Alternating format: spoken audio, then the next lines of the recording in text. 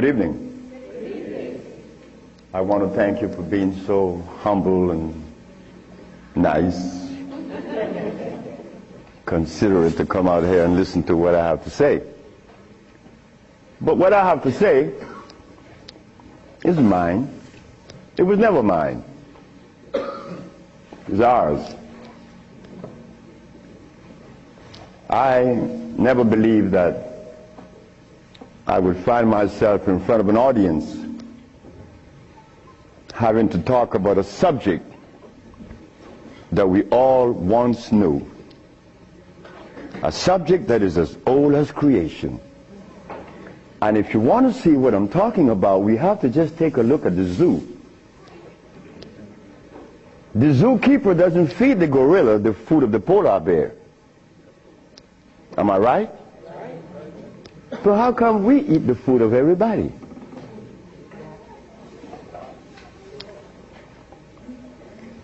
We'll begin this lecture by letting you know, first of all, I'm your brother. No more, no less than you. I can't be smarter than you. That's impossible. We have the same amount of brain cells. So how was I privileged to be navigated to this information? I don't know. I don't even question myself. I just like to live. As a little boy, I hated school. That is the truth. I didn't go to school. I didn't like school. I didn't like to comb my hair. I didn't like a whole lot of things. I didn't like money. I was 12 years of age. I was Seventh-day Adventist. Corby Brown. We left that afternoon from the church. It was the 13th Sabbath. I said, Kirby, how did you like the lecture? I didn't. I said, why you didn't, Kirby? Because they talk about Solomon. I want money. I said, Kirby, but when you have wisdom, you have everything. Well, I don't know what wisdom is now, nor then, but I knew that money was not my pursuit. Kirby said, I want money. We were 12 years of age, 1945. I'm 72 years of age now. In 1994, a young man by the name of Tom Flowers came to me and said, guess who is coming tomorrow? I said, who? Kirby Brown. I said, well, if I remember correctly, Kirby said when we were 12 that he wanted money. I hope he made millions of dollars. I don't have any millions. I don't even have $1,000. But you don't. But that's okay. I live. I found that avenue, or it was shown to me how to live. Not to read books. Because everybody reads books. But yet, society is deteriorating more every day. Everybody reads books. The brother called the other day on the radio and said that he asked about corn, right? Corn? He read books. He said that the text, the Kemetic text showed him that corn is good. Well, he better examine his text. Because corn was made by man. But anyway, Kirby said he wanted money. That was a Thursday. Tom Flowers said, Kirby is coming tomorrow. So I said, well, if Kirby didn't make his millions, I'm going to remind him that we're alive. We are alive. Kirby didn't arrive. Kirby would never arrive. They had to take axe to chop the hotel door down. Kirby died of a heart attack. Kirby weighed 390 pounds. Kirby wanted money. He became a cab driver in New York. I didn't want any money. I didn't want it then nor now. Because it's not important in your life. It was never important in our lives.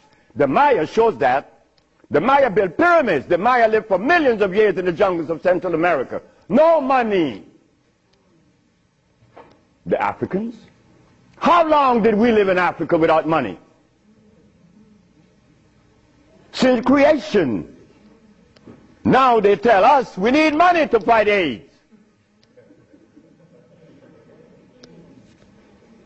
Brothers and sisters, we are at a deficit, a tremendous deficit, a deficit that if we do not pay attention, I'm glad I did. I'm glad I did, because I remained that obedient boy that just lost his mama 4 days ago.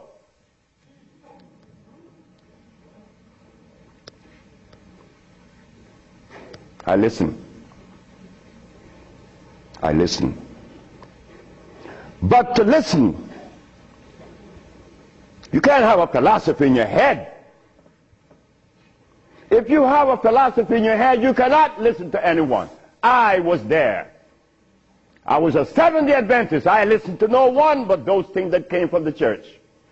Well, if I were to listen to the church today, the Seventh-day Adventists, I'd be eating tofu. I'll be sick.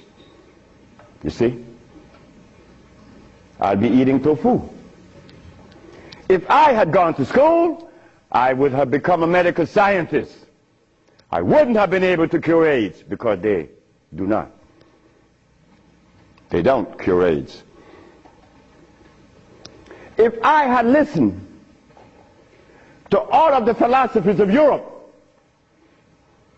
I would have never been able to find the answer to the cure of diseases. But today, I'm going to share with you the African wisdom, the African brain, the African genesis, the African resonance, something that was never taught to us in the schools. Well, why should we expect the school to teach us something that would enhance our growth and save our lives? Why should the school teach you that? When in history has there ever been examples to show that one race of people is indebted to another? That has never been. Then you tell me that the white man is a bigot. The white man was never a bigot. He was never a discriminator. The white man is a person that obeys the first law of nature. Self-preservation is the first law of nature. So the white man, whenever he proceeds to preserve his race, and we sit back and say he's a bigot, it's only because we have lost it and we don't even know how to get ourselves out of this mess. I'm one of them. I'm you standing here. But one day it was to be that your brother would be shown something that would change the profile of things. I left my country, where I was born then. In 1953 to New Orleans, I became a merchant seaman. I was 20 years of age. As a merchant seaman, I became an engineer 5 years later. I'm a steam engineer. Don't ask me how I did that, because that's going to baffle you, because I've never been to school, and I don't read books. I don't read books now, nobody's book. I'm not even going to read my own.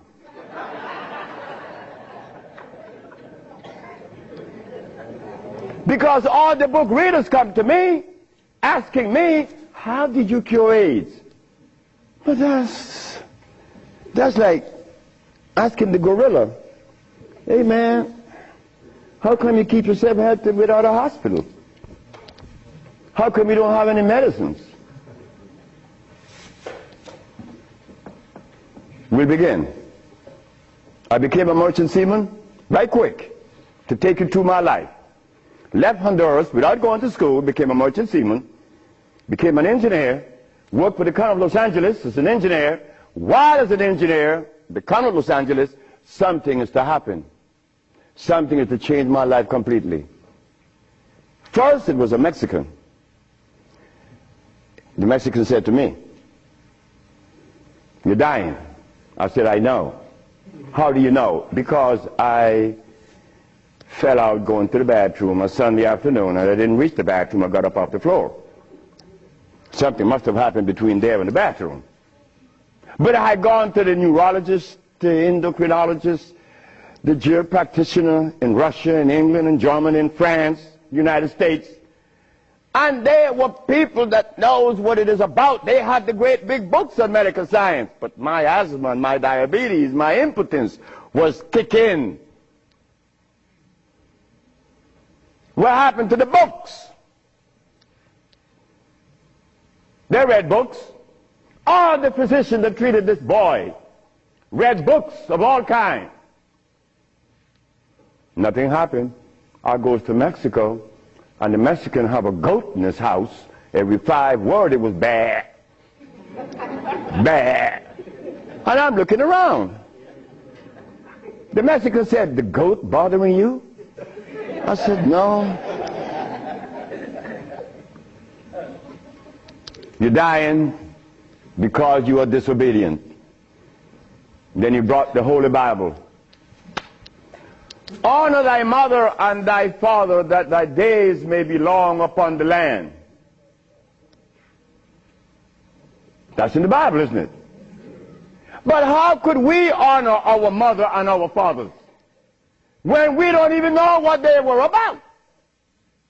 You don't tell that to an elephant, to honor his mother, because when he's born, he follows his mother and watch what his mother eats. Do you and I know what our mothers ate in Africa? We don't know. Yet we dialogue. We dialogue on this level of intelligence because I know Plato, I know Aristotle, I know all about Diogenes, but you don't know what your mama ate. So everything that you talk about means absolutely nothing. So you see where they have us at a deficit? That's why we need each other's. Now, when I became an engineer, the Mexican said, "Stop eating. Don't eat anything." For how long? 3 months. I said, "Are you crazy?" He said, "No, you nuts." You ask me if I'm crazy. You've been eating garbage for 30 years. You've been eating garbage. And I'm going to remove the garbage for 90 days, and you ask me if I'm crazy. What was I eating?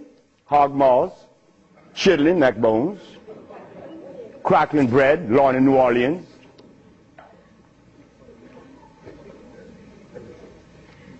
Eggs, because the grown-ups told me when my penis wasn't getting hard, eat eggs, drink raw eggs. And I did, by the dozens. And nothing happened. The Mexican said, "Don't worry about it, don't eat." 90 days later, I was no longer impotent, no longer diabetic, no longer asthmatic, no longer with glasses on my eyes, and this stomach hair was 42.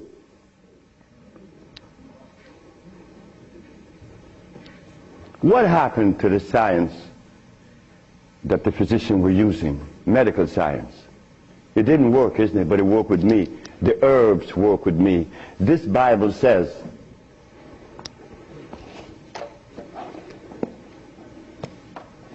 in the book of Revelation, it says 22 verse, and the first chapter, it talks about the herbs for medicine. Am I right? Well, ladies and gentlemen, what could have happened to us that when my brother, who's a preacher for 30 years, was sick, and instead of going to God's medicine, he went to the physician to get a chemical in his arm. My brother died 21 years ago. I'm not a preacher. I would never be a preacher. I told that to my mother. She wanted me to be the preacher. I said, "No, no, no, no, no, no. That would be the last thing that I would consider." She said, "Why?"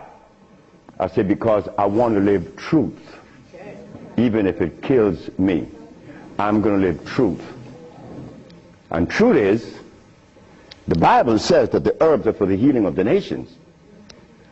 But the preacher, when he gets sick, he will get a chemical. What is the message he's sending to God? Come on, just be truthful. Let us be truthful today. If never again in our life, let us be that today. Why do we go to see the doctor to give us a chemical when the Bible says the herbs are for the healing? Why do we go? Well, you're going to soon find out. That's what affected me then and probably affecting me now to a great degree. More than I would ever realize. Because remember, I want to go to the blackboard.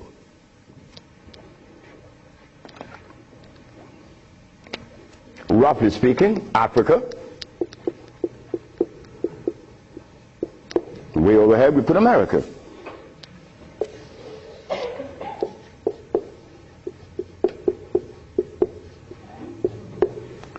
They are 4,500 miles. What happened between here and here? A lot happened. You see, when we were here, without the mathematics, without the ABC, without the sciences, when we were here, we had something to our advantage that we no longer have here. We are blind here. Here we weren't. We were seeing. Why? Because God provided us with everything we needed here. And none of it was comfrey or rice and beans. There were no tofu. There were no soy there. There were no cows. And there were no hogs, no chicken. There were no flour. Those things didn't come from Africa. You see, rice and beans and flour and cheese and meat and the starch that you eat, they all came from right here, from a laboratory.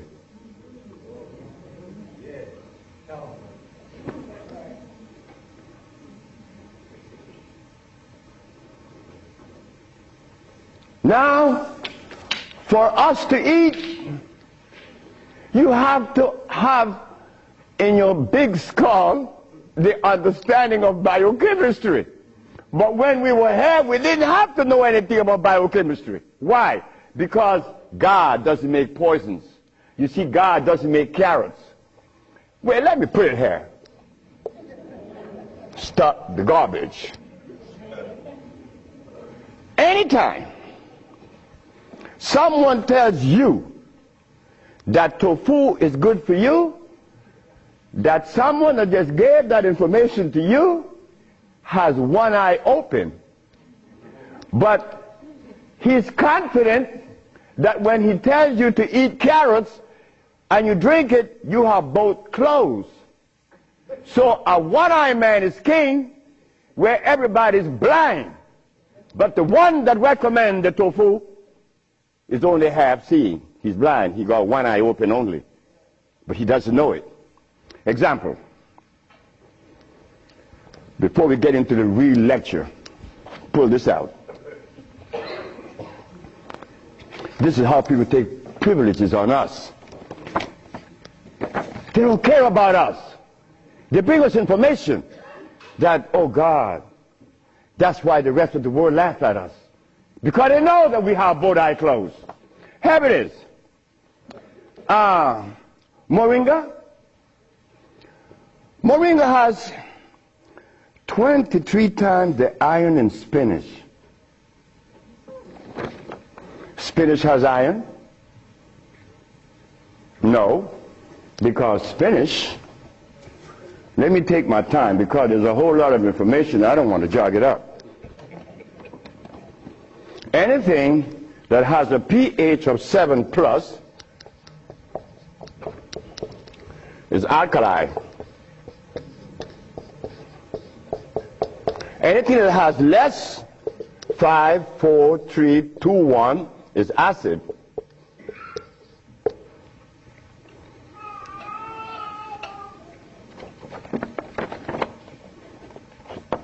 Spinach.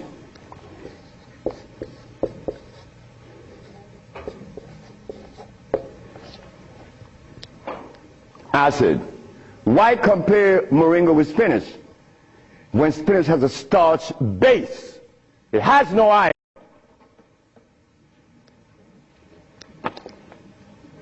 7 times the calcium in milk. Milk has calcium. Well, I stopped drinking milk 42 years ago, and I could fall on my knees. You drink milk with moringa, because they said the mixture was making some pages hair. You're not going to fall on your knees at 73. You're going to leave your knees down there. 11 times vitamin A that you find in carrots. Carrots has vitamin A. Carrots belongs on the acid side of life.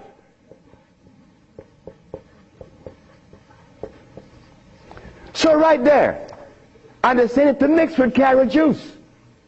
Why would they do that? Then up here, they talk about the Ayurvedic system of medicine recommends moringa. The Ayurvedic is Indian.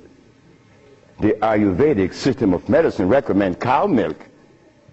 The Ayurvedic system of medicine has never cured any disease, nor moringa, nor any other system in the world. You know what this is like? When Steven Seagal tells me to come to his house because he had a headache for 5 years.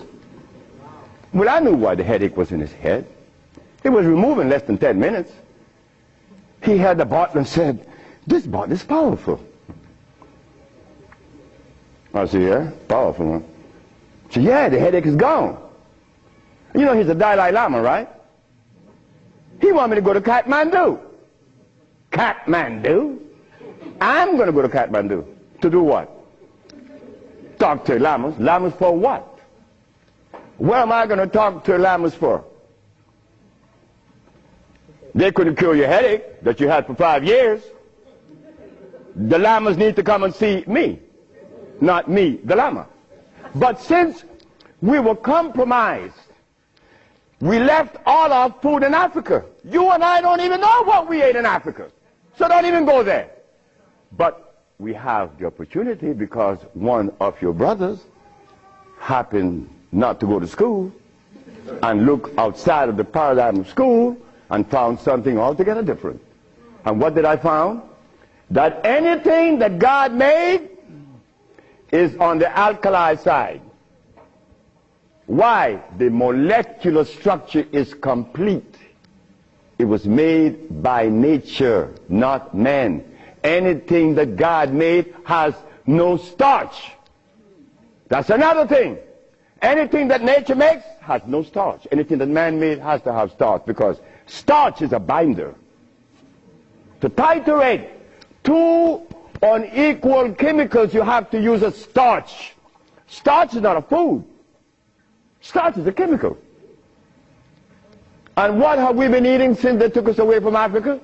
Starch and blood.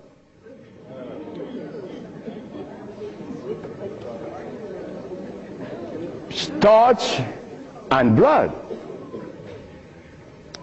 We didn't eat blood in Africa. Gorilla doesn't eat blood. He eats leaves and berries.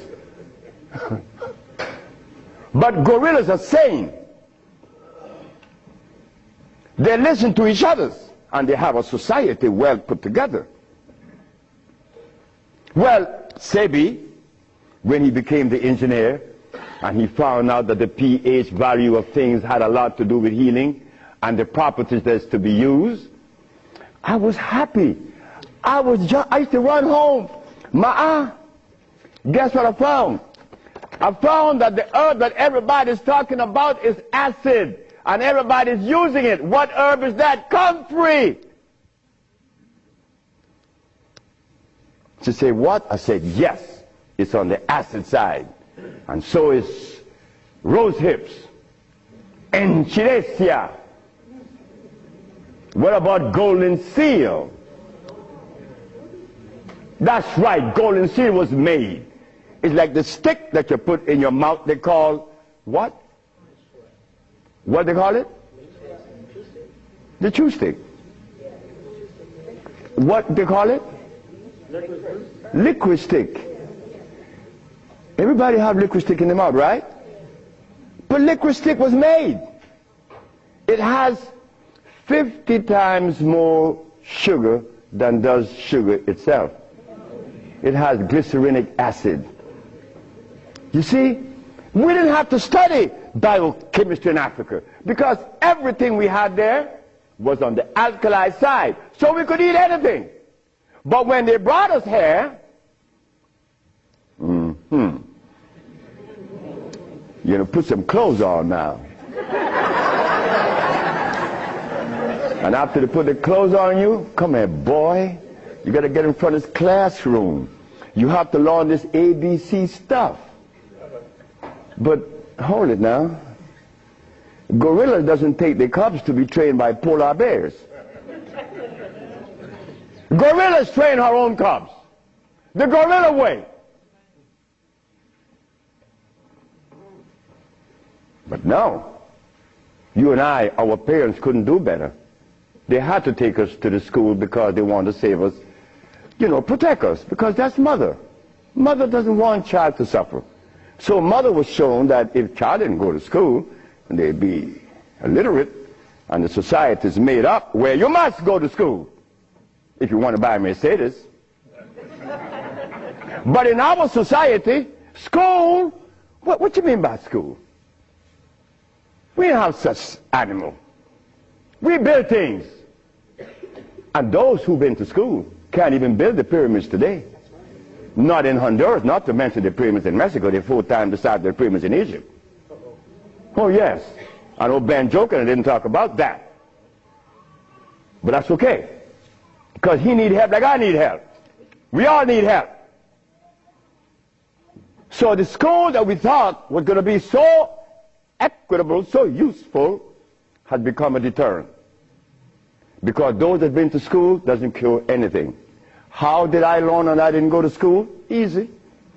You know, we baby-aged kids, we don't die. Right? We do it. I'm not wiser than you. I may be more mischievous than you. I know that because I do some mischievousness that you would not believe. But anyway, as an engineer, I went to work one night and I began to test herbs. And I begin to see that all the herbs that you guys are using are acid, every single last one of them, except for burdock, yellow dock. They're natural herbs. And the other one, which is the red clover, that's a natural herb. You know, they're alkali. They're very good. So I begin by compounding herbs from all over the world. And lo and behold, a blind man was killed named Mr. Fredericks. Then the Japanese, Fred Takashita's wife, was killed of endometriosis. She had a baby. She was never supposed to have a baby. It's a white lady from Utah. My boss brought his daughter and his brother with ulcers. They were cured. The boss came to me one afternoon and said, "So you're going to leave me?" I said, "Yep." He said, "You're going to leave me? On your resume, you said that you didn't go to school. And the only reason why I hired you is that I was curious to find out how could a man have an engineer license, never been to school. I wanted you to fail. But instead, you did something that is extraordinary. Are all black people like you?" I say, "Brett Howell," his name is Brett Howell. "Are all black people like me?" I say, "I'm the dumbest." "Yes, they're all like me and more powerful than me." "Well, how come they're not doing what you're doing? You killed the blind man. You killed my daughter's ulcers. Could they do that?" I said, "They could do it better than you, than me. But why aren't they doing it? Because they're afraid of you. I'm not afraid of God. I'm not afraid of the devil. I'm not afraid of anything, especially you. Because I don't live in fear." So I say, "Brett Howell, the black man of America is afraid of you white people because you guys made him afraid of you. And you should not feel good about that. It's not about me hating white people, loving black or hating black. It's about understanding. Nobody's going to help us but us. Nobody in this world, whether white, black, Chinese, or Arab, could help us it's impossible for them to help us. Why? Because they don't know us. They don't have our genetic predisposition. Look, as a Christian, I used to eat pork. Of course I eat pork, and I love it. But as a Muslim, I eat lamb, which is 10 times worse than pork. So what do I do? Who do I turn to? So, after I quit my job, the boss said, wait just a minute, because I think you're crazy. You're leaving your job as a steam engineer in 1980, when herbs in 1980, I'm making $2,900 a month. I'm going to leave my job with 10 years seniority to come after some herb that you didn't like. Why did I do this? I had to do it. It wasn't that I could see that far. I can't see beyond my nose. Talk about years ahead. But I had to quit my job. And I had to question myself, why am I doing this? But I did. And 1980, the boss is looking at TV, 1987, on the 10th day of February, and he see CNN, Alfredo Bowman, a.k.a. Dr. Sebi, is arrested for practicing medicine without a license, selling product approved by the FDA, and claiming to cure AIDS and other diseases, which is a fraudulent claim. The boss saw that. The boss' wife is in the bathroom because he told me the story himself. He called her out, come and see the man that's arrested. If he says he cure AIDS, I know he cure AIDS, because Bret Howard knew that I would never compromise myself to a lie. When I talk, I know what I said is the truth, but I also know that in America, you could also be dead right.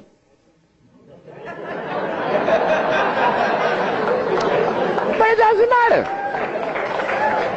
It does not matter. I'm 73 already. They kill me tomorrow, it's all over with. I rather reach 73. My brother, who was a preacher, he only got to 50. But I stuck with you, the black woman. That was my success. You, the black woman. I always kept my eyes on you. Nobody else, not the maid, because I'm one. We don't do nothing.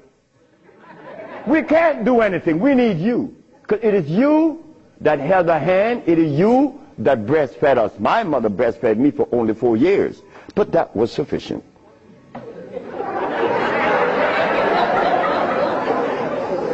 In 1962, two statements was made in a barbershop. 1640 Claiborne Avenue, New Orleans, Louisiana. Timothy Barbershop. Tim Barbershop. Ernest Moriel walked in there when he was a lawyer. And every time Ernest came in the barbershop, we used to jump on Moriel. I mean, we used to kick him around the place. Moriel said, you see you niggas? One day, I'm going to become mayor. And I'm going to remember you, Alfredo. That's me. The big mouth. I'm going to have you in jail. Ernest became the mayor of New Orleans. I was in Los Angeles, and the most hurting thing in my life was when I heard that Moriel had passed with asthma, a disease that I used to suffer with, that I was cured of in Mexico, and that I have addressed so many times. Moriel died. Ernest Moriel. Then another statement was made by me in that same barbershop. I said that I would give the black woman a gift. Brother said, Logan said, Sapphire? I said, yes, Sapphire, your mama. I said, she was the first, you came out of her. She held your hand. She teach you everything about the basic things of life, and then she cut you loose. Now she worth nothing. She's Sapphire. I'm going to give her a gift. 1962, that statement was made. But 1962, I was sick. I had asthma, I had diabetes, I was impotent, I had everything under the sun. But in 1964, I was cured, and years went by. Then I found out this is the gift to the black woman. The healing that I found is in your hands now, black woman. Yes, it's in your hands. So in 1987, I was arrested. And while I was in jail, I was the happiest man in the world. Because when I was 40 years of age, I was going to work, and I passed by Miss Louise Wright's house on my right, and I made a statement: I'm going to help humanity. And here it is. 1987 is the showdown. I was arrested. All of the people in New York that were healers, I don't need to call their name. They said, yeah. They got the big mouth. They were angry with me because I put an ad in the Village Voice and the Amsterdam News and the New York Post. AIDS has been cured by the USHA Research Institute. And we specialize in cures for leukemia, sickle cell, impotence, blindness, cancer, and others. Well, after all, I did it. Shouldn't I advertise it? You should be glad your brother's doing that. Because now you have a chance to share in the bounty, right? That's the way I felt. So, I'm in jail and I'm wondering, how is the American Medical Association going to escape from this one? You see, in the past, herbalists, when they talk, shh, gotta be quiet. Gotta talk under the table, because the physician may get you. The FDA gonna get you. But we seem to forget the one basic thing. When they remove us from Africa, did they bring our food with us? Did they? Well, how could the FDA have such kind of power over us now? Come on now, just wake up to it. So I stood in jail thinking, how am I going to do this one? This is going to be a heavy number, but it's nice because I wanted this moment.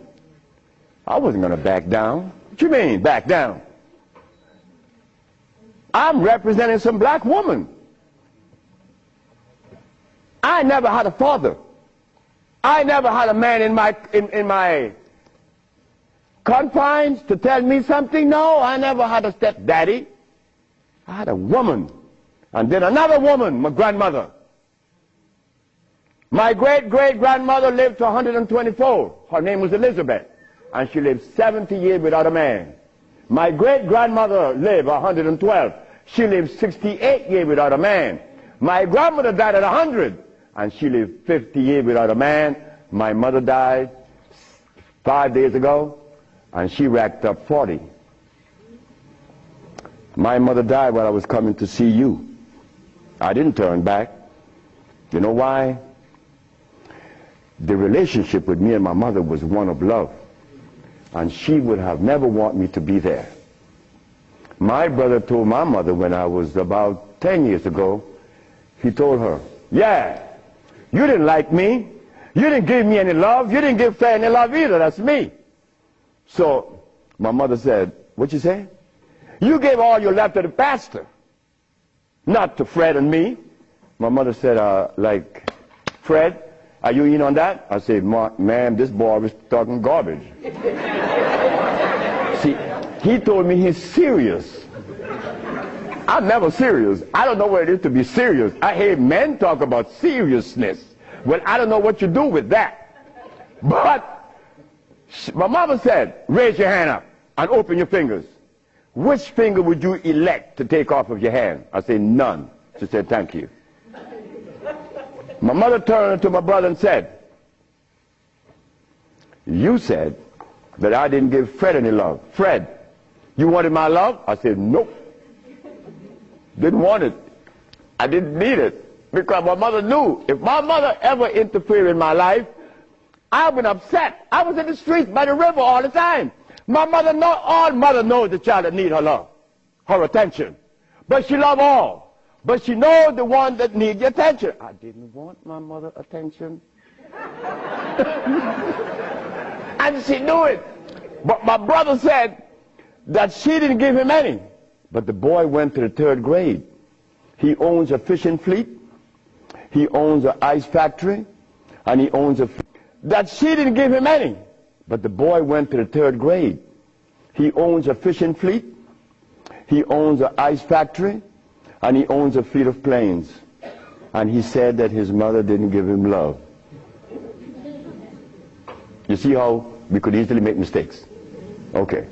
Mother is mother and will always be mothers. The greatest gender on the planet.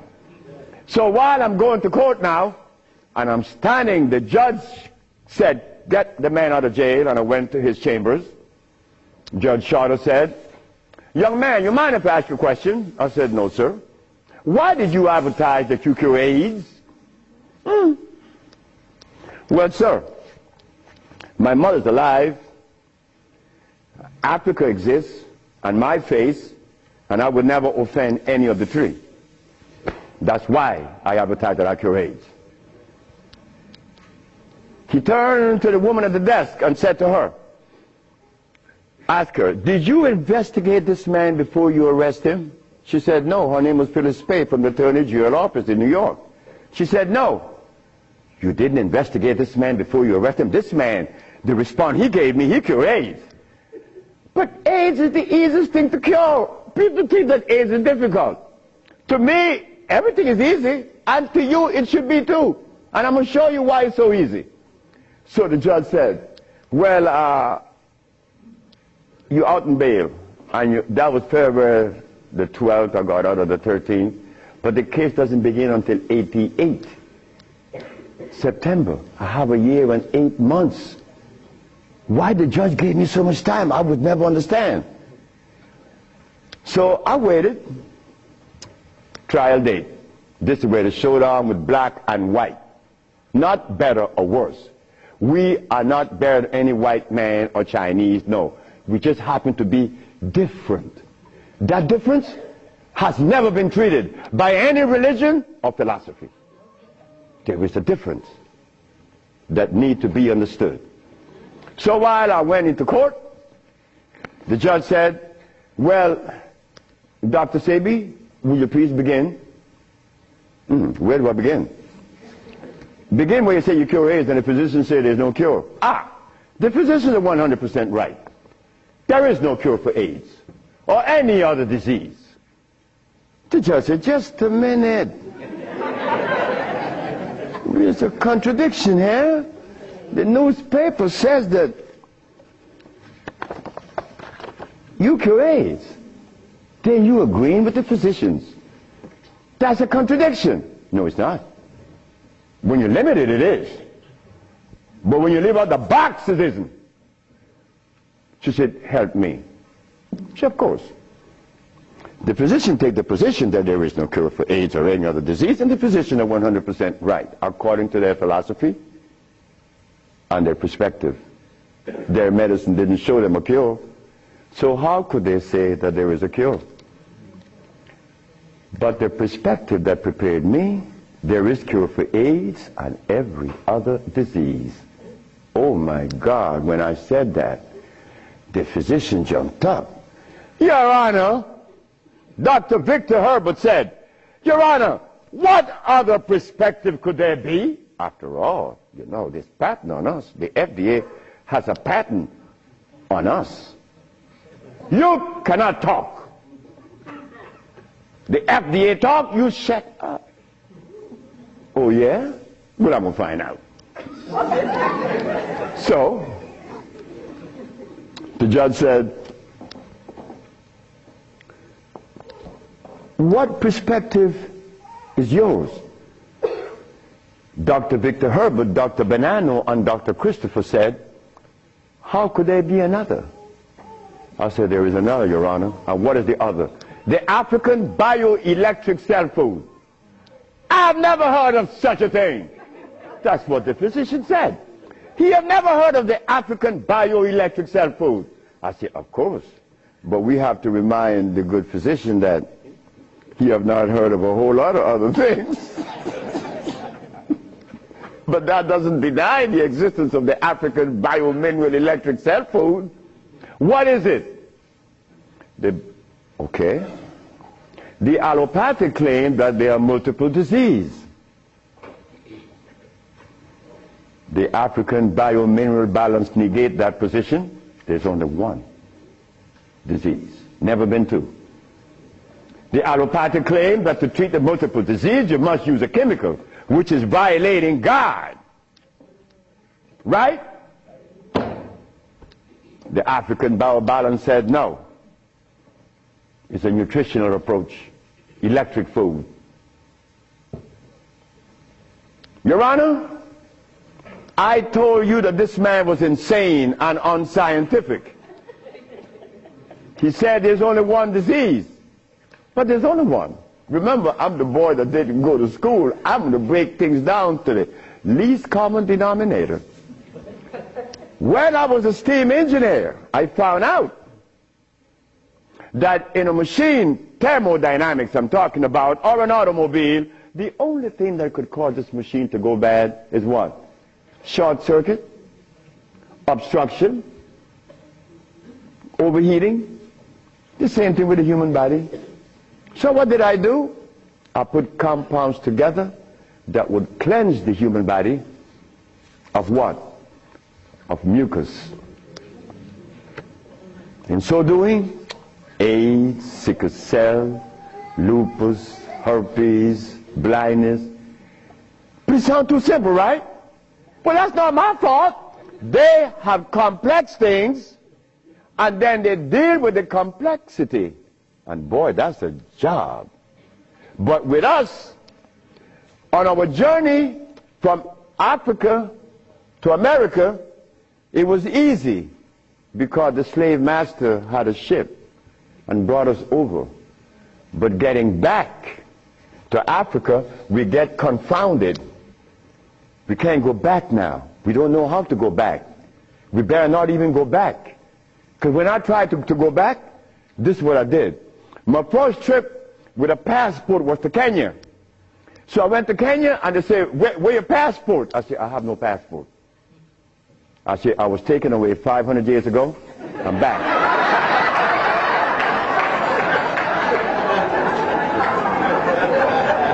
When I left, I didn't have any passport. So why are you asking for a passport now? Is a passport African? Put him one side. They put me one side and sent me back out. But you think that was bad? That was a bad way. May I have that? I go to Africa. I go with my wife and I say, well, boy, I'm happy. Girl, we're going to liberate Africa. We're going to do something for mother country. I go and I saw Dr. Parinyatwa in Zimbabwe. I said, Dr. Parinyatwa, I think your problems are over with. Not only Zimbabwe, all of Africa. Here is Hospital Vicente di Antoni, is an Italian hospital. Department of Blood and Laboratories. Oswald Zavala, HIV positive on the 25th of November of 1993. 17th of January of 1994, HIV negative. This boy named Alfredo Darrington, this from the Red Cross, the Honduran Red Cross. It says here that this boy, it doesn't show any date of which he contracted AIDS. Why? Because he was born with AIDS. But down here it says he's negative on the 19th day of January of 1995. Another one. This one caused a laboratory to call for me. I thought it was funny. This is the next one, the other one. His name is Alex Suarez. On the second day of January, this boy of August, he found himself with HIV positive. On the 19th day of August of the same year, 17 days later, the boy is no longer HIV positive. So they called me for what? I don't know. 'Cause I know they're not going to change it. Now, this one you're going to like. This one is from the San Diego Public Health Laboratories. It says here that this man has a HIV-1 RNA 26,205. The boy was supposed to be dead at 25, right? Just go to the other page. 6 months later, he's less than 400. He was killed at 15. So anybody want to read it? Because I could be lying, because that's the way we think. But here it is. No, that's possible. I could be lying. Here, young lady. So, curing AIDS, brother and sister, look, that's the easiest thing for niggas to do. We could do more than that. Curing AIDS, to them is big thing. To us, it's nothing. You understand? But now, here is where this little culprit comes in. Where did I put it? The blood, nope, no good. Here it is.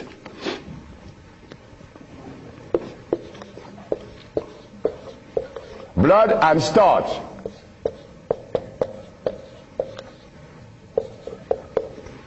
Blood and starch. Blood and starch is going to prevent you from doing what the ants does for each other. Ants, when it's getting ready to rain, you know what they do? All the black ants, they begin to do what? Cut the leaves and take them to their little nests. Ants doesn't eat leaves. They eat the mycelia that grows on the leaves with the temperature. They are farmers, but they provide when it rains. Red ants does the same. But we black people, we can't do that. Because when your brother showed the world that he cured AIDS, why didn't the African countries jump on it? All the African people eat is blood and starch. Nothing else. But that is the Africa that you and I dream about. The Africa that we want to save. The Africa that we all love. I found out that there isn't a president in Africa that is interested in the cure for AIDS. Not one. No, I'm sorry. Only one. I'm not going to name the country because I may jeopardize the country. Because the one thing I learned, that when you begin to talk favorable about a country or individual, they're going to soon get him. That is a fact. So I cannot talk about the country that said to Dr. Sebi, Dr. Sebi, whenever you want to return to Africa and begin this new empire, you have 5,000 acres of land and 6 hot springs. I don't need anything else. Hot springs? 5 hot springs with 5,000 acres of land? We could grow food. We could make the best dress. I said, sir, I am not going to come to your country unless I'm able to grow marijuana. He said, marijuana? He said, wait just a minute. He said, I can't do that. I said, well, the compounds I've been giving your nephew that was autistic, that now is talking, was marijuana. And as for you is concerned, when I came here, you weren't walking. You were dying. Now you're running up the steps in the presidency.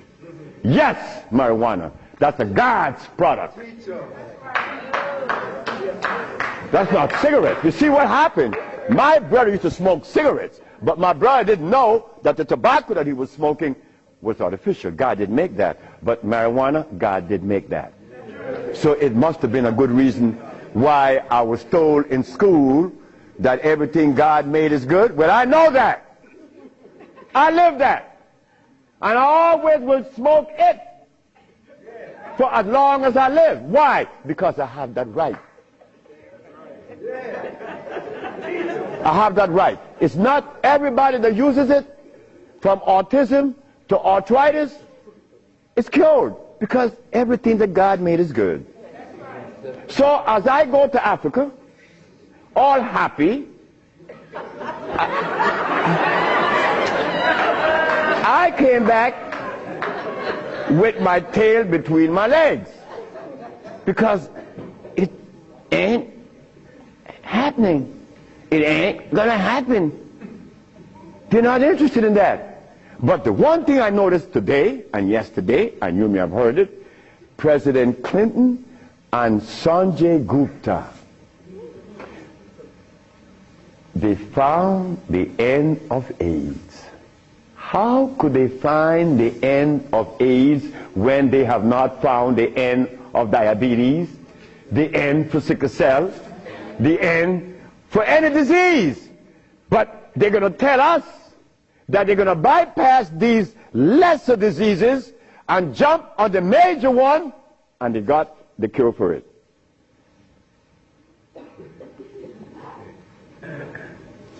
I got documents to substantiate that I cure AIDS, right? So what's up? What's up? Well, I'm going to show you what's up. When I was in Zimbabwe, the Department of Health said, why do you come to us saying that you could help us? And your leaders in America didn't help you. My leaders in America? What do you mean by that? They mentioned Minister Farrakhan. I said, just a minute. I don't follow any man. I follow women. And I don't follow sick people. Because if I follow sick people, then I got to be sicker. I go to Brazil. They say, why don't you, if your leaders didn't help you, why should we? I say, my leaders, again, they brought these leaders in front of me.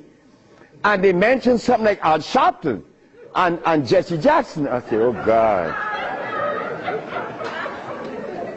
I say, why you all ask me about these people?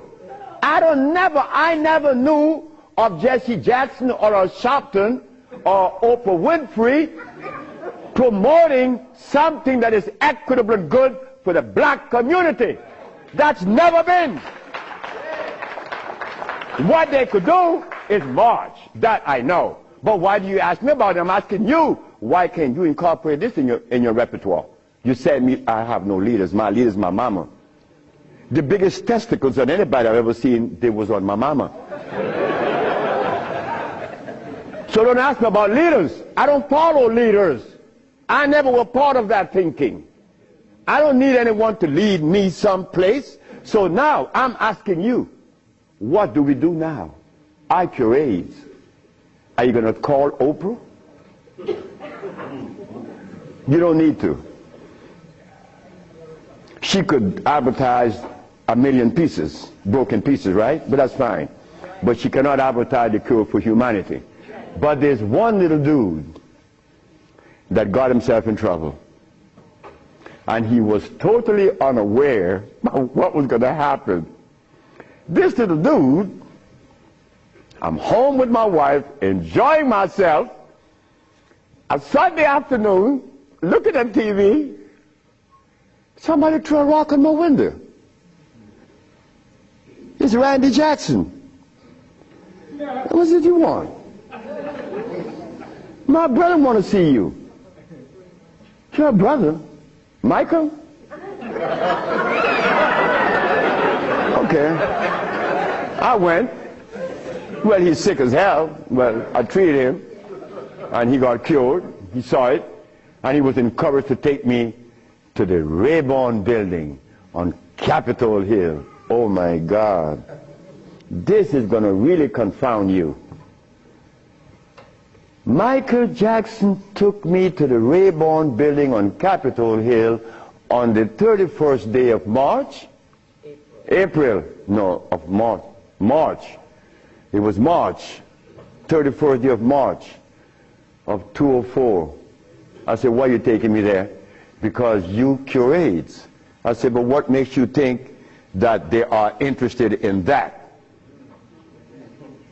What makes you think that the world is interested? I don't care if it's any country in the world, they are not interested. Especially Africa.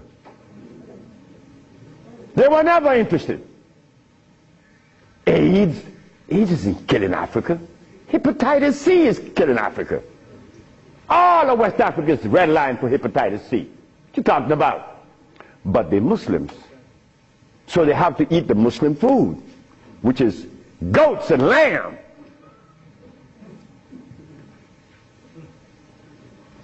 Go tell them that the Arabs play food, which is goats and lamb.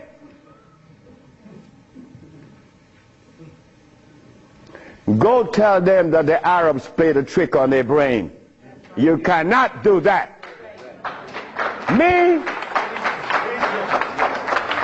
I remain the son of the jungle woman. The jungle woman that didn't have any clothes on. Yeah, I am her son. I stuck with her and she liberated me. You have to hear this. One morning, I woke up and I heard the music that was playing. You know how you turn your radio on and you're sleeping, but the music on the radio would influence you, and you dream that you're seeing the artist that's playing, right? You have had that happen to you. This morning, I'm listening to John Coltrane. 4 o'clock in the morning on channel 850 on the TV. I'm sleeping, and I'm hearing John Coltrane playing Interstellar Space. But then, something was happening while this music was playing. I was looking at a black woman doing this from behind a tree.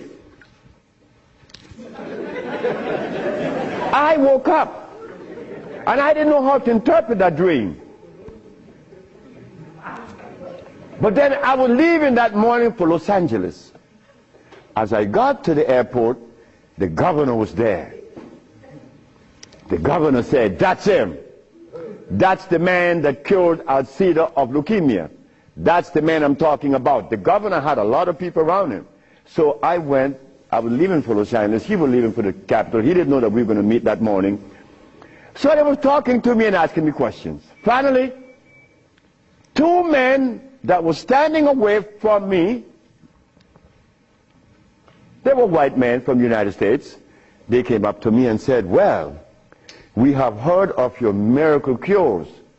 I said, "Sir, I don't even know what a miracle is, especially perform one. I just happen to cure leukemia. That's not a miracle. To you it may be.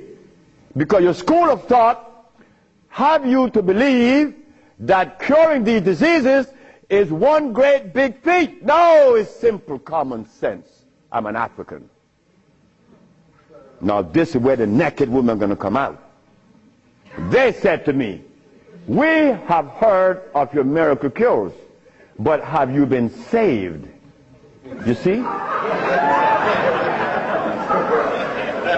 Right there, I consider that an imposition. Why do you take the liberty to believe that I'm one of those that have accepted your philosophy that I have to be saved? I say, from what? The man politely answered and said, "From your sins, of course." I said, "Wait just a minute."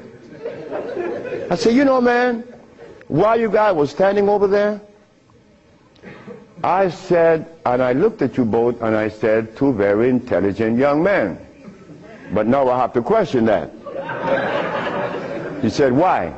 I said, "Well, because the color of my skin should have prevented you from asking me that question, have I been saved?" He said, "What does the color of your skin have to do with anything?" I say, "It has to do with everything. I am the son of a woman that was taken away from the forests of Africa. To begin with, she didn't have any clothes on. But she didn't have any alcohol. And she didn't have any prostitution. And she didn't have any supermarkets. And she didn't have a hospital. And she didn't need anything that God didn't make. And she didn't have any money. So all these things constitute sin. So my mother in the jungles was sinless. How did I become sinful?" You cut it out. You stop that. We have to begin to change our diet, because this diet here of blood and starch is all we eat. That is all we eat. And then with this diet of blood and starch, which confounds their hormonal structure, we have the nerve to tell each other's brother, you were wrong. I'm wrong. I mean, where did you get that from? I'm wrong. You've been eating blood and starch, and you're going to tell me I'm wrong. No. We got to stop it. Because the blood and starch is why I couldn't penetrate Africa. So, you forgot, right? I'm in the Rayborn building. Who is present? Sheila Jackson Lee from Texas, right? John Conyers, Illinois. Or Detroit? Jesse Jackson Jr. from the House of Appropriation. Our most beloved President Bush. No, we have to give him credit. And no African government ever given me the privilege to practice herbology. Bush did. Bush appropriated $5 billion to fight AIDS in Africa, right? And the African government didn't appropriate one dime. They didn't want their brother to do it for free. So Bush stands out way above there. Bush gave $5 billion, and Jesse Jackson Jr. is there. So when I go to the podium and I say, fellas, y'all don't have to look for the cure of AIDS anymore. Here it is. Jesse Jackson Jr. did this.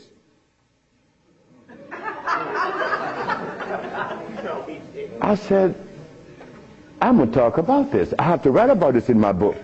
Because you, not me, but you and I believe in the leaders. We hope that they could do something, right? Well, they had a chance. So 17 African ambassadors, only one came to me from Mali. The only man came to me and said, Dr. Sebi, I have to respect your position, and I appreciate your position. You have proven that you cure AIDS, and I would like for you to go to Mali.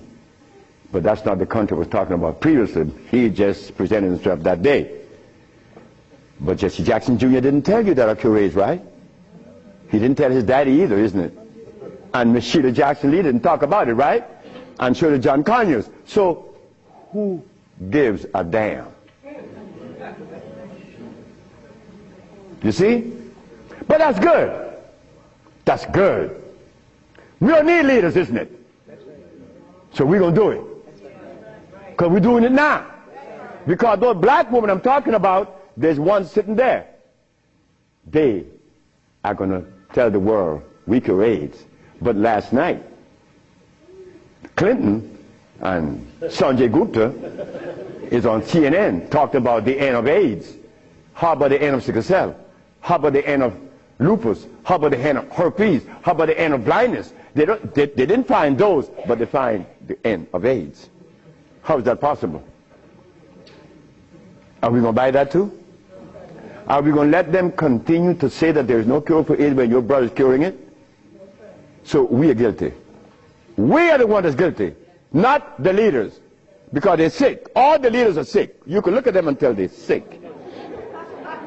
So we have to forget about the leaders, right? So which animal in the forest follows a male? None, right? They all follow females. So how did we begin to follow males?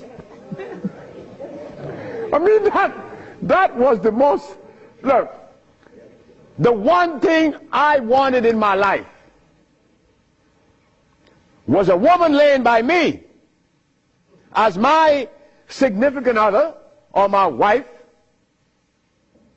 that she didn't have a God or a devil in her brain. That woman is sitting there. Because I could not have a woman laying by me and she worshiping something else. I mean nothing to her. No, you worship you. That's who you worship. That's who we worship in the forest. And we were doing quite well because none of us, her children, could talk about how long did our parents live in the forest of Africa. You don't know. For millions of years since creation. Did we have money? We live a perpetual vacation. Now I gotta wear this stupid suit on. When I didn't have to wear any clothes.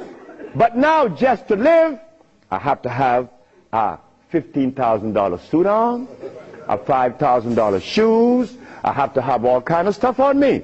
And then I qualify. I qualify. Do you have a master's degree? Man, I didn't go to school. Oh, put him aside.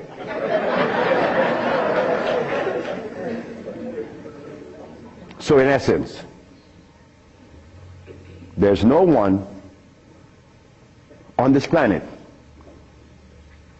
that is interested in the cure for any disease. None of the leaders, none of those who are talking, they are not interested. It was simple. It was understanding that is alkalinity that cures, not acidity. And any healer that comes to you with these things, like adding carrots, like moringa, it says here, one of the things that I are careful with, it says here, if you add carrot juice with it, it's going to help you. But just a minute, carrot was made by some dude in Holland. It's very acid. So this moringa knows that you have both eyes closed, so I could sell you anything. We don't want that anymore. We don't want to tell stories anymore. We don't want to protect the stories anymore. But you see what happened? When you have been healing or call yourself a healer for 20 or 30 years using comfrey and rose hips and recommending tofu, and someone come on the set and says that you may not be quite right, man, you get off there. You begin to get crazy. You begin to go crazy in that person because you have invested 30 years and people know you, and now you can't turn back and say, I was wrong. Well, I was wrong. And it was one little lady, 94 years of age, named Mrs. Holloman. I was along with the rest of the healers. I was reading these books by Jethro Kloss, Alma Hutchins, Indian Herbology of North America, Myers, Christopher, also this other named Shooks. And they all have calcium in it, so I had to believe that, right? And I went to Mrs. Holloman and said, Mrs. Holloman, you got to drink carrot juice. She said, sit down, boy. I think you're crazy. I think you're out of your mind. I'm 94 years of age. I don't wear glasses. I don't need you to come and tell me to drink carrot juice because I know that carrot is a poison. I was in Rattan, the island of Rattan, and a woman was listening to me talk, and she asked me, what is the best breakfast in the morning? I said, I don't know. She said, a glass of hot water. I know she was right. The sister was right.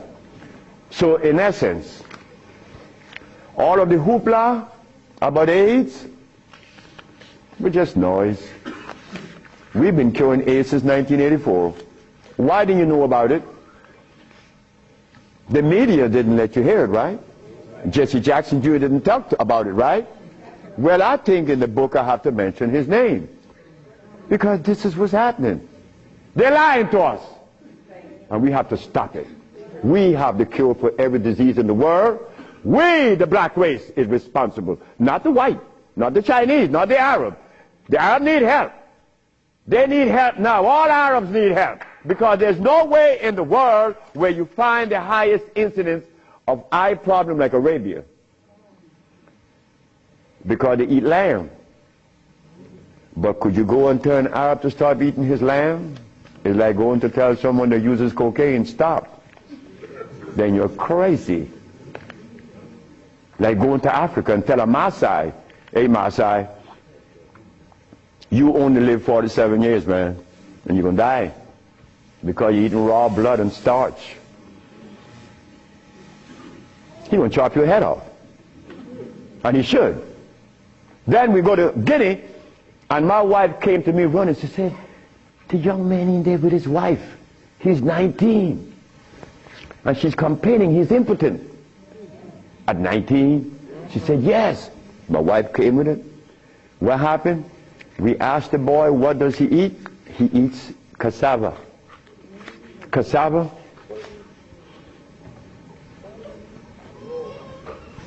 We say raw? Yes. Go to Guinea. It's a what? Cassava.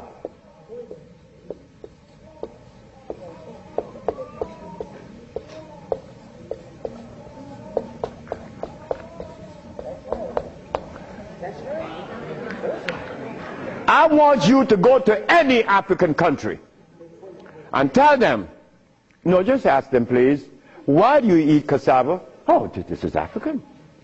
This is from history. Hey, African, I know you've been bamboozled too, because cassava is not a product of nature, nor of Africa. Cassava is a starch that needs the aid of a man to grow it. Cassava cannot grow by itself, and it has cyanide. But the cyanide has already affected the brain. He cannot think for himself. It's like talking to a Haitian or a Brazilian.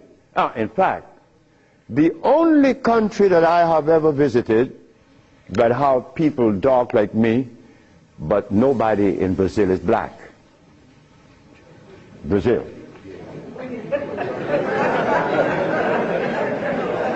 If you go and research the census of Brazil, you will never find a black person in Brazil. Everybody is white.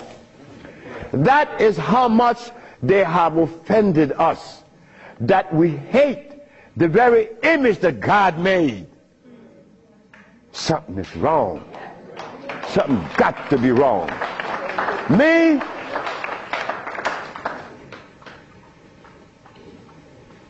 I was a very good Christian, and a very good Muslim, a very good Buddha. And I wanted to join the,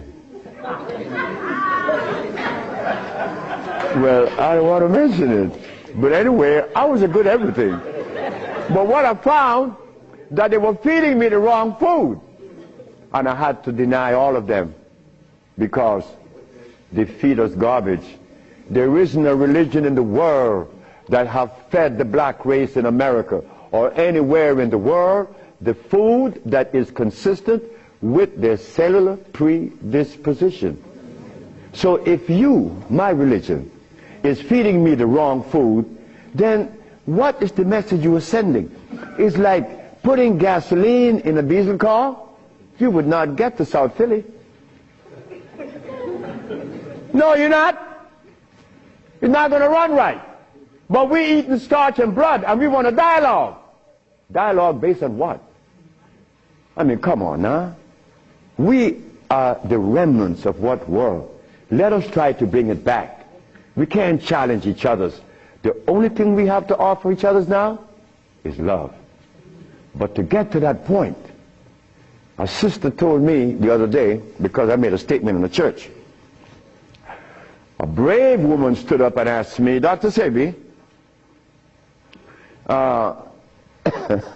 what have you learned from the entity that you are forwarding to us now? What have you learned from it? I learned to kiss everybody's butt. And I meant that. It came out that way in the church. Well, I had to give it that way, because that is the way it came to my brain. I kiss everybody's butt. It's easy. You see, it makes it easy. When you start kicking it, somebody's going to do something to you. And when you start kissing it, they reward you. So this sister came to me, and she was very smart. She said, do you literally? I said, drop your panties.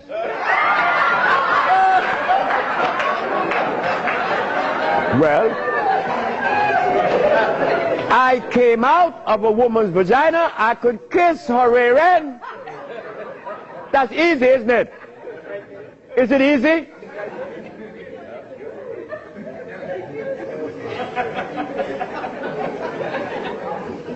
See, I have no what you all call shame. I don't know what that is. I'm not serious, I'm not ashamed, I'm not a man, I'm a male. Beyond. See, I have no what you all call shame. I don't know what that is. I'm not serious, I'm not ashamed, I'm not a man, I'm a male. Beyond that, I don't know. You guys are men, I'm a male, I stay there. It's easy. So brothers and sisters, look, the deal is this. We have the cure for AIDS. Now you're going to get a chance to ask questions. So ladies and gentlemen, I want you to ask whatever question comes to your brain. Feel free to ask. I mean, please, don't you hesitate. Don't you feel that you have to restrict yourself. I know Brother Adis is here. He may ask a few. I'm glad to see the brother, you know. Brother Adis is a brother I've been knowing for years. Stand up, brother. When I saw the brother the other day, I was very encouraged because the brother looks good. Yes, sir. I appreciate the brother. The brother looks good. The brother, I remember him on Sultan and Kwasi in New York. I would hope that Kwasi would come. And a bunch of other brothers. It was a bunch of us brothers. We were in love. New York was, look, we were in love. There was a love that we used to share that was so nice, so warm. But none of us, or all of us, understood that we couldn't follow anybody. Because if you start following one, you have to dislike the other group. But I'm a black man, I have to love everybody. I have to love Muslims, I have to love Buddhists, I have to love Christians. So if I have to love everybody, then I'm going to make it easy. I ain't joining nobody. Because I have to love everybody anyway. So it makes it easy. So now we go to the question. The sister and then you, another, yes. Good afternoon. Is it necessary to circumcise the male child? Again, sit down. The sister asked, is it necessary to circumcise the boy, the male child? Well, who started that? European. Who, my last little girl was born, I said, I told her mother, if this child is born and I'm not here, you will not cut the navel string. Okay? You understand? Listen to me now, Fanny. You will not cut this baby navel string. Okay. And I'm going to tell you how to do it. When the baby is born, you put the baby on your chest and let the baby suck your breast. The placenta is going to come right out. You put the placenta in a bowl and put some flowers on it. Keep the navel string attached to the baby until the placenta. 4 days later, it falls off the baby. You throw away everything. No cutting, no stress. No, it isn't necessary to circumcise, because I was never circumcised. It was you. Next. I was intrigued by you before and was very successful with it. But I'm a backslider and I want to know what is the cure for AIDS so I can get back on track. She said that I treated her before and that she was cured, but something happened. I don't know. She wanted to get back on track. And the next question about how do I cure AIDS? Well, I have a daughter now that's 21, and she's the key to beautiful things. She's the daughter of this woman. Her mother hated me, and with all rights. The woman was right. Oh God, she was right. I had 2 wives in the same house, and this woman is in love with me. Oh God, this nigga is crazy. He's a Solomon. Nigga, look, you are a jive, MF. Her mother cursed me out. She cursed me out, and I'm standing looking at Miss Margaret, and I could see the hurt in her eyes. Because this woman is in love with this man that already have 2 wives in the same house. Boy, what do I do? And I find myself in this triangle here and don't know how I got in it. But years went by. No, she got a baby, she got pregnant, they kick her out of the house. But that's okay. She had the baby, little girl, Zave. Zave grew up. Zave was 19. She cured her mother, her grandmother, of diabetes. The little girl that this woman didn't want to come into the world grew up to cure her of diabetes. Last month I got a notice from the mother that Zave just cured a woman in New York of AIDS. How do we cure AIDS? It's simple. We put the compounds together to address the mucous membrane, to cleanse the mucous membrane, to cleanse the bowels. Simultaneously, we went to the forest and found the herbs such as the, over here on the alkali side,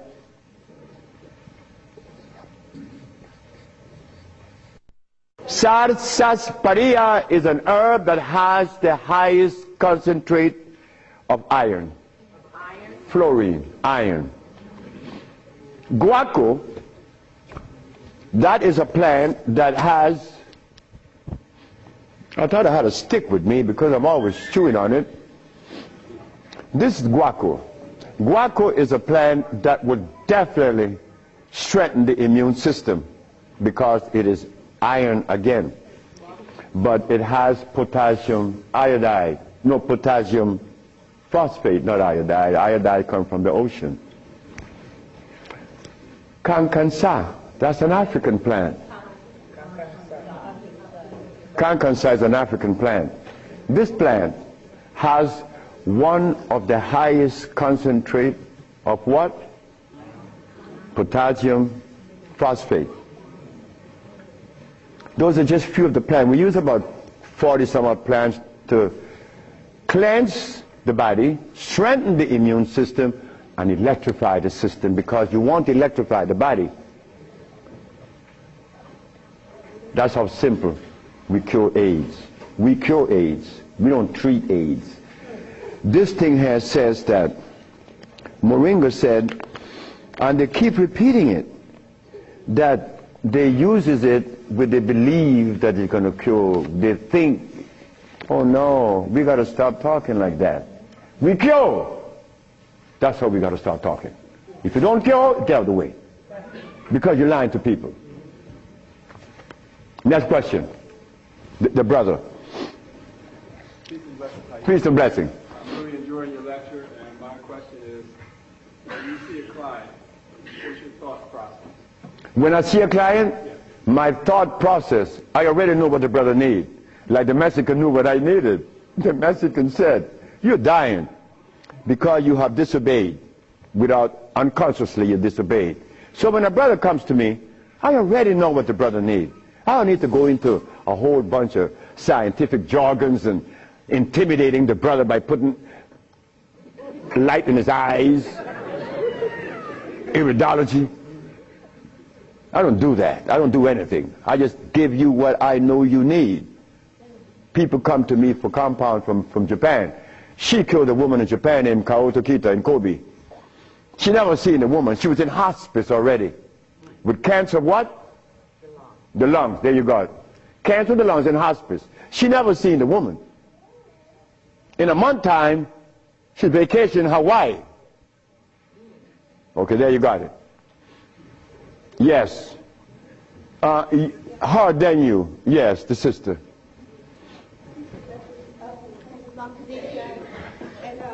I have a sister who she was diagnosed with Alzheimer's, and she's been in my care for 2 years.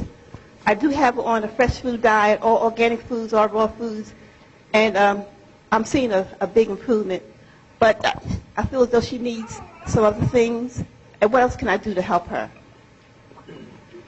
Alzheimer's. She has Alzheimer's, yes, sir. Okay, Alzheimer's. That's a brain problem, right? Remember what I said? There's only one disease? Okay. When you have mucus in the nasal passage, it is sinusitis. When you have mucus in the bronchial tubes, it's bronchitis. When you have mucus in the lungs, it's pneumonia. But now you have mucus where? For you to have Alzheimer's, where is the mucus? So we have to remove the mucus from out of the system, especially the brain, but then we have to feed the brain. That's where biochemistry comes into play. the brain. Like if the sister was suffering with rickets, that's bones, right? So we have to address calcium. If she had leukemia, it would be blood, that's iron. But now she has Alzheimer's. She has mucus in the brain, which prevents the brain from receiving what? Oxygen. Now, what is the brain composed of?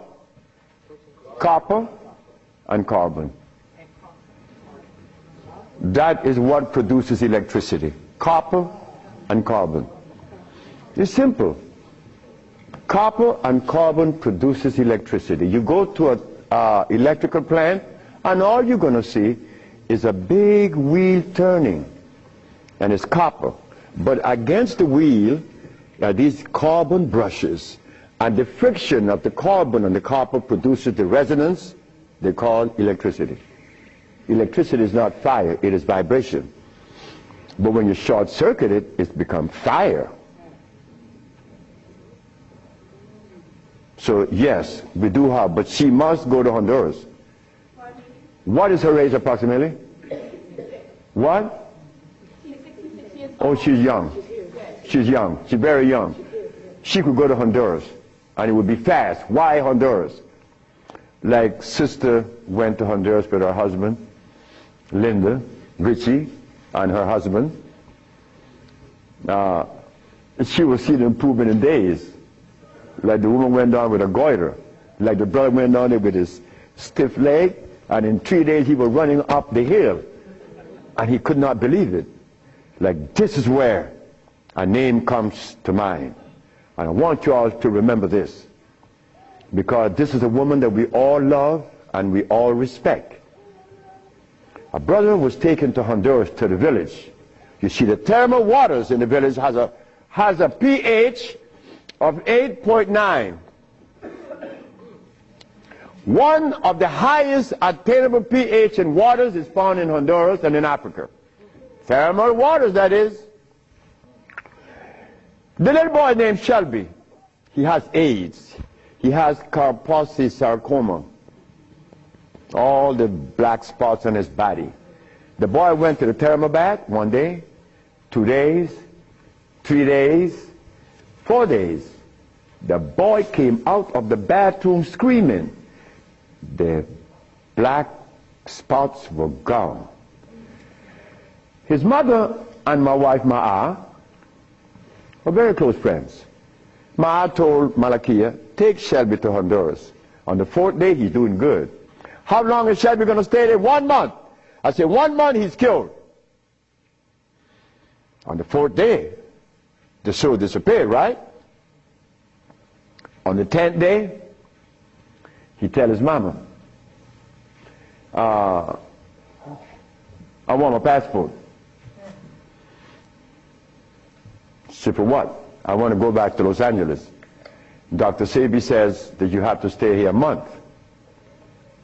He said, bitch, did you hear me?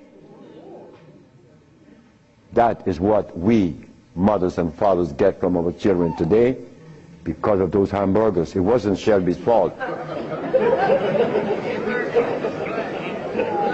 It wasn't that child's fault.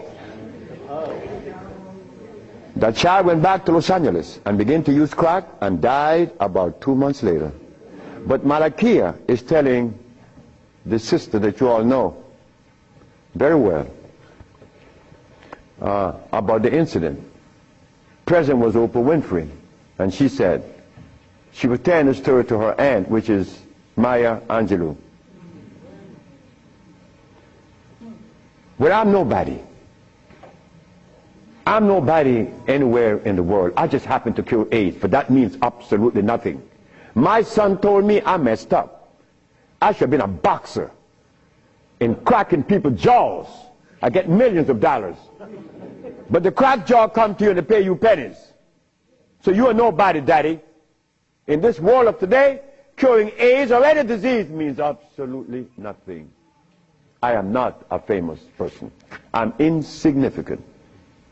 So Miss Oprah Winfrey said, well, if he's that good, how come I haven't heard of him?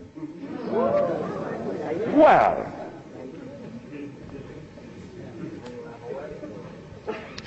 I'm not famous. Oprah Oprah. It's white. Oh.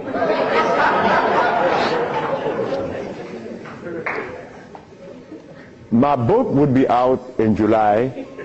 I know she's not going to advertise it, although she suffered embarrassment with 1 million broken pieces.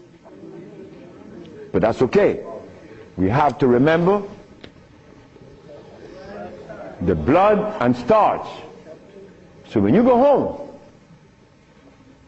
you remember the blood and starch, because that prevents you from liking you, from loving yourself. Because I was there. I was there. Did I want to blow my brains out once? Yes, I did. Well, why was that? I was stressed. I was eating blood and starch. But when the Mexican came and said I was wrong, I listened. And here I am, 42 years later. Do you see the benefits of this? A Mexican came to rescue me, to rescue you. So we cannot. But wait, the other part of it is Africa. There isn't an African country that I could go and practice herbology. But why did Bush, who all of us think, or most of us think the man is bad, how come I could practice herbology in the United States? You got power over him. That's why. I don't have any power. No, I don't. Because I don't even know what power is. I just know what's mine. That's all. I know what's mine and what's yours, what's ours. So what's ours, when the Supreme Court said, the FDA said, you are not supposed to sell these products. Exhibit A. The FDA said, what? That I'm not supposed to sell my products?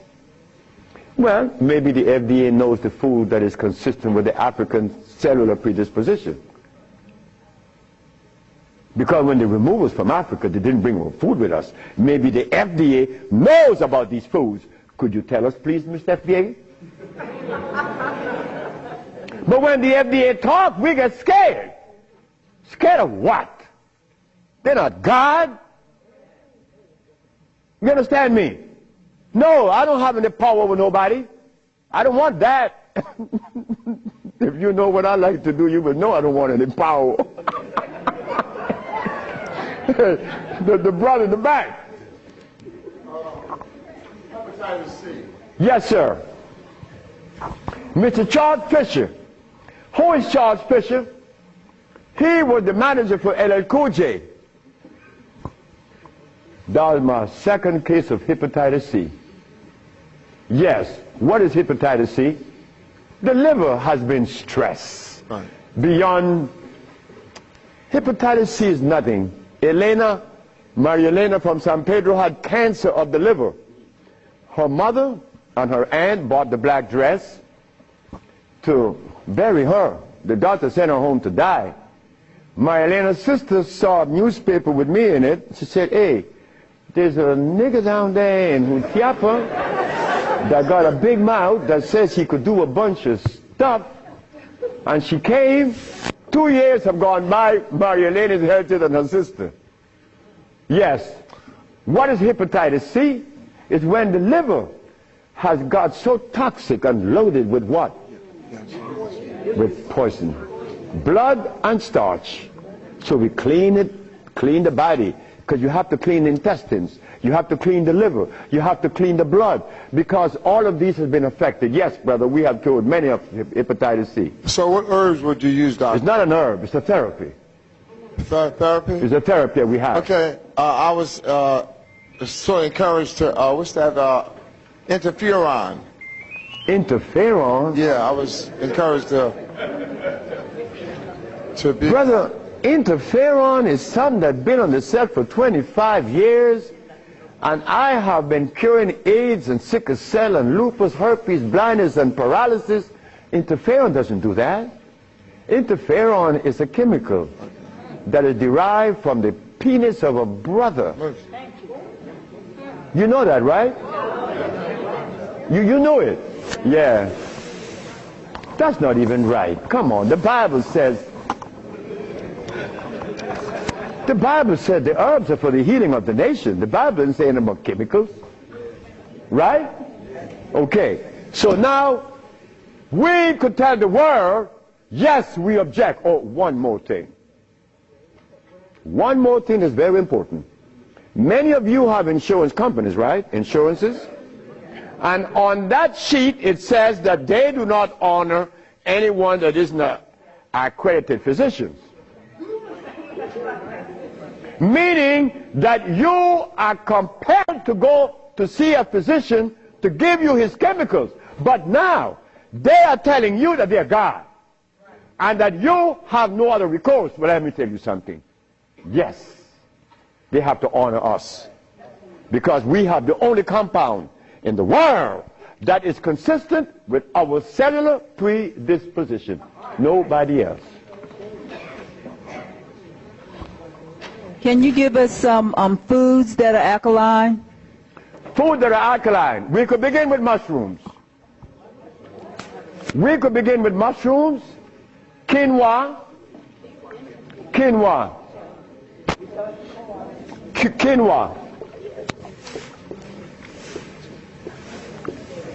quinoa amaranth,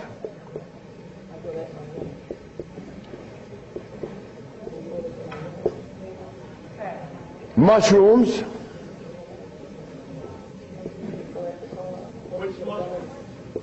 portobello, crimini, also oyster mushrooms. Many people are of the opinion that oyster mushrooms or mushrooms are fungus. What is a fungus? A fungus is something that grows on you and eats things up. Mushrooms are the product of mycelia. This is a network that nourishes. I have cured many diseases, psychological problems, with the Stropharia cubensis. So let me tell you something. Mushrooms are very good. They're high in potassium. Yes. And then the next, wait.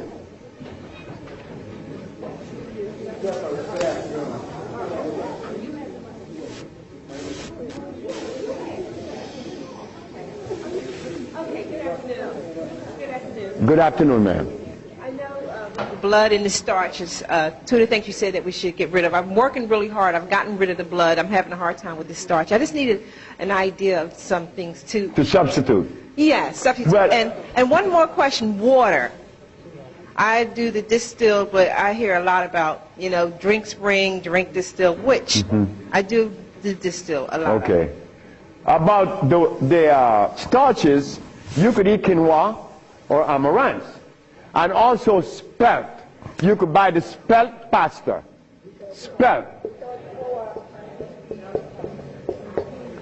You could buy spelt. I eat a lot of spelt. And you know something? I learned something lately. Like I'm learning something every day. Because I don't know everything. I don't want to know everything. And it's impossible for me to know everything. But I learned this. That when you combine spelt flour, quinoa, and amaranth together, just the pure powder, the flour, and you want to bake something, if you just add the almond milk and the sea salt and the other ingredients, such as you could add a little bit of what? Agave is good. That's very good. But now, if you want this flour to rise up and be fluffy, who said sea moss? You did. You cook the sea moss to a jelly. And you take about 2 tablespoons and you put that cooked sea moss in the batter along with the almond milk and the rest of the ingredient, and that stuff becomes fluffy. I said, this is a natural yeast. And someone hit me to that, which was Gary, right? Gary Ricketts worked with me for many years, and he still works with me. And he put that together. He made a waffle. Oh my God! I used to go to Gary's house in the morning just to eat his waffle. But his waffle was sweet because he used to put the maple syrup in it in the batter, and then he make the waffle. You didn't have to put any maple syrup on it after that. It was delicious. And in the morning, okay, just let me go quick through all. Peace, Dr. Sebi. I wanted to know if you accepted practicums, internships. What's that? Internships, like practicums, to come and learn. Well, I came from Honduras, You come from Honduras? No, I wanted to practice. I wanted to know if I could have an internship. Oh, if you want to... I know you say black woman is key. So oh, as a student? Yes. Well, that is what we're working on now, because the woman took over the whole thing, my daughters and the woman that associated with them. And they would like many more sisters to join in, because I'm out of here. I want to go sit down by the river and smoke my dope. Well, can I get your information? What's that? Can I get your information? So wait, the sisters, give her your number, because she's the one that's in charge of that, and I'm quite sure that she's going to consider you. Okay. Wait, the brother is deciding. Hi. Thank you for coming. Yes. My name is Justine, and what I want to know is, how do you get rid of fear? How to get rid of fear? Yes, fear. Ha ha! There ain't a nigga in the world as scared as me. And you want me to tell you how to get rid of fear. But you know something about fear? Fear.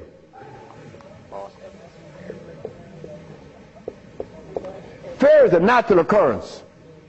You don't get rid of fear. You understand fear. You don't get rid of it, because fear is necessary. But you don't let fear control you, right? Because it would paralyze you. Fear would prevent you from opening the door where there's a great, big, beautiful tomorrow. Fear, you see, when I was insane, to a greater extent than I am now, I was placed in a psychiatric ward in New Jersey. And they were right. But what they didn't know, that I was aware that I was sick. I was also aware that I would not take any of anything that they gave me in that hospital. But there was a man that, you know the swinging doors, right? A swinging door is a door that opens both ways, and you're going to swing it. And every time he came to his door to go inside his room, he used to stand there. And he could never open that door. I used to go by and swing the door. And he'd go in and say, "Thank you, man." Why couldn't he open that door? Fear. But once you open the door and you see this great big thing, fear is gone. A bright tomorrow, hey, I'm no longer in fear. But then comes another one that's going to trick you.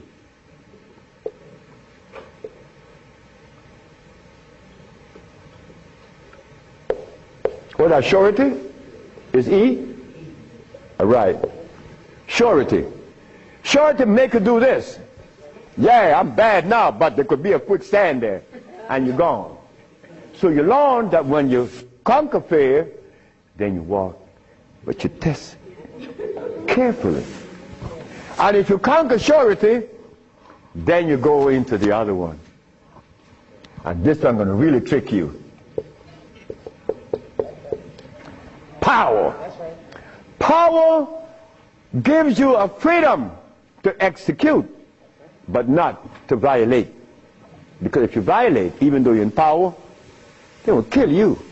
They did that to Nicolae Ceausescu, right? In Czechoslovakia. Because Nicolae Ceausescu wanted everyone to stop eating meat. Because he knew. But you don't change people overnight. They killed the man.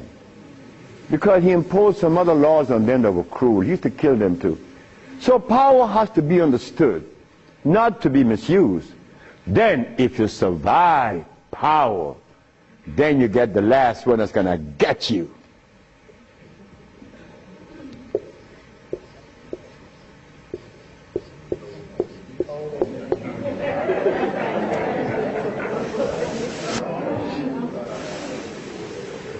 So you see, it's all about peace. I'm happy that I'm 73 years of age and that I'm happy, but I have to thank the Mexican. But when I go around my brother's 73, are you all right? I say, Marcel, that's the only one alive now. My age. I say, you asking me if I'm all right? No, man, I'm not all right. He's coughing. He got these back pains and stuff. And I say, you could do better than that, because you're only 72. I'm a year older than him. But he can't see beyond where he's at. And I shouldn't expect for him to make such a leap, because I didn't do it that way either. Because even after the Mexican had stopped me from eating the stuff, I went back cheating with some chicken. And one day I went by Brother Bill Stenner's, the Golden Bird. You all know the Golden Bird in LA, right? You remember that? And I bought some Golden Bird chicken. I ran home, and I look out the window. Nobody's coming. and take it outside and spray the house, because they had these 4 black women. They were nosy. These black women were nosy. They always go out. What you have? You open the refrigerator, looking all around. They must have seen something in me. But these 4 black women were the one that stopped me from lying. Stop eating that chicken, the last thing.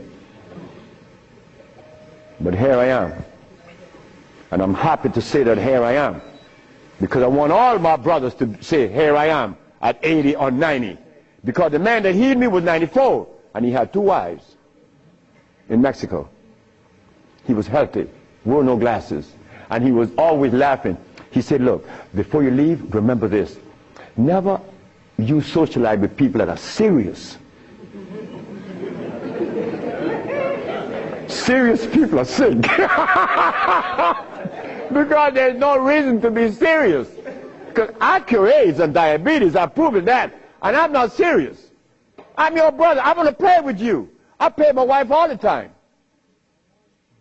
I don't have no time to this other stuff. If this other stuff comes in, then something is wrong.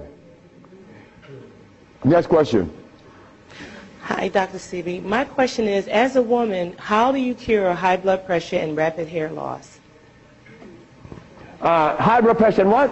Rapid hair loss. Rapid hair loss? Hair. Or hair loss.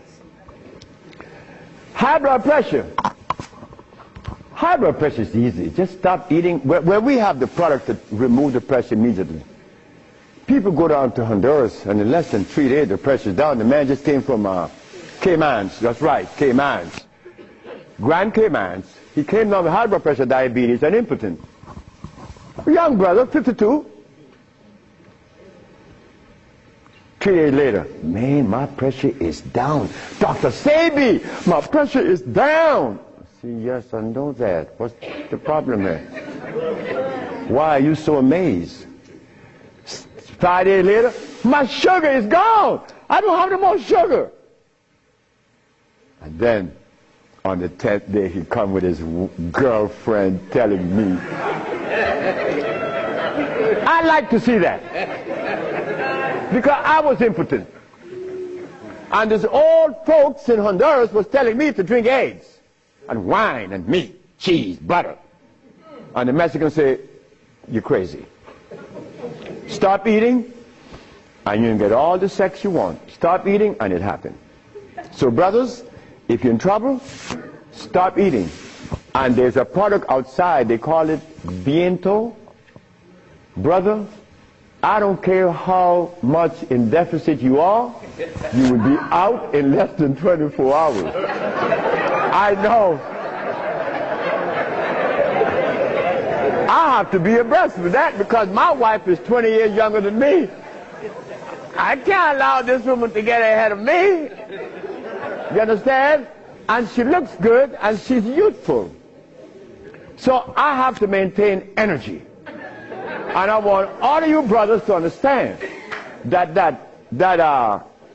that stuff that we eat, wait.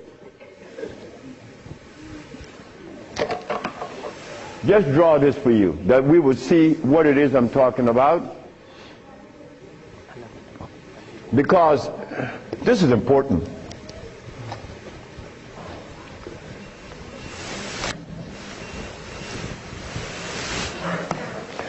I recorded a man from the age of 15. I saw his life because I was a curious boy. Remember, I'm the boy that didn't go to school. So I was looking at things that the schoolboy wasn't looking at or seeing. This man named Brindley, he was in his 20s. I was 21, he was 25, 4 years older than me. And he was the dude, a woman's man.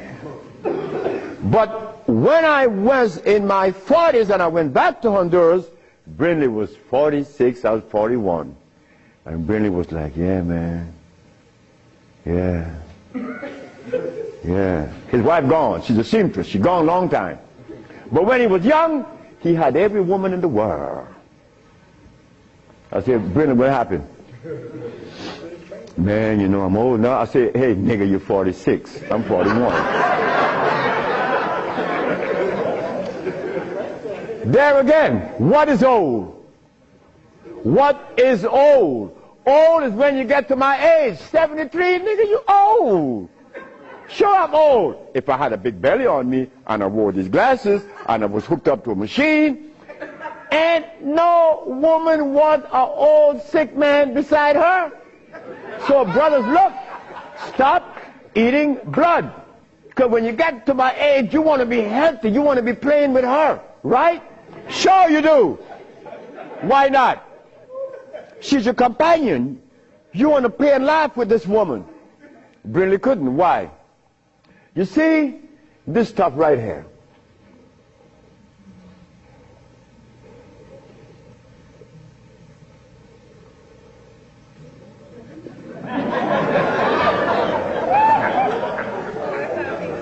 This is what a man plays his manhoodness with.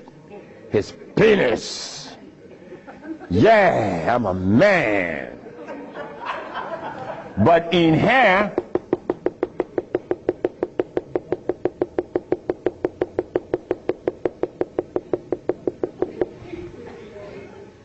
to keep this penis erected, these little orifices, they call veins and the rest, has to be opened for the blood to flow, or else